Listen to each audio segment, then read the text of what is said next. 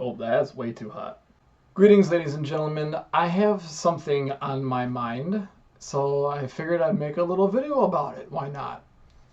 I want this to be a bit of an encouragement to people who may be going through like their dieting, so to speak, or trying to change their diet, or they're exercising, or they're just having some struggles. They're having trouble being consistent.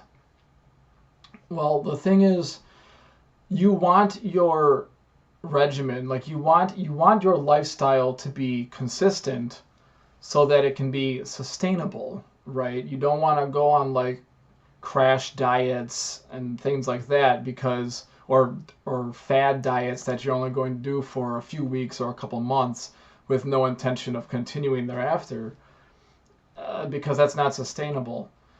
Well, the thing is, you don't have to be so rigidly consistent that every day is the same thing over and over again. I myself have days, I mean, I have moments, but I also have really entire days where I don't do so well in terms of, taking care of myself, eating right, or getting good exercise or whatever. Sometimes I'm just really, really tired because I have terrible sleep. And then if I'm working all day, whatever the day before, and I'm just exhausted, things happen that affect your body chemistry, and it can make you, cause you to make some rather poor choices. And frankly, that's okay, so long as you can compensate for it later. And that's really what I want the point of this video to be.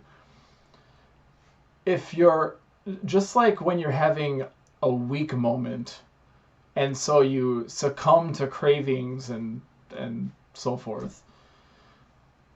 If you're having a strong moment, so to speak, like you're having a really good day and your energy level is high. Let's say let's say your energy level is high.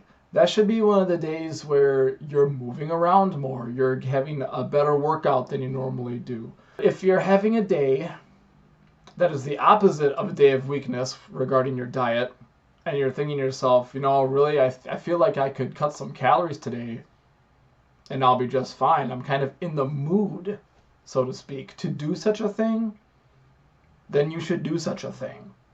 And this happens to me frequently.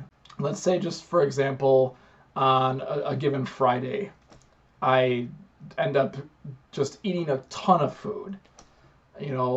Far more calories than what is required to maintain my body weight. It's just in excess. Maybe we had some, junk food like pastries lying around the house. That's a big weakness for me. So let's say I had a pastry. On a bad day, maybe I had a Danish and a half or something. That's a lot of calories. That's way in excess of what I need if I'm eating that on top of everything else, right?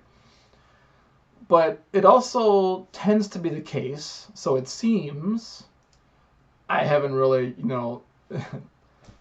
tested it scientifically or anything, just based on some observations, and what I tend to notice is that the days, the periods following those, let's say, gorge periods, I tend to be just less hungry.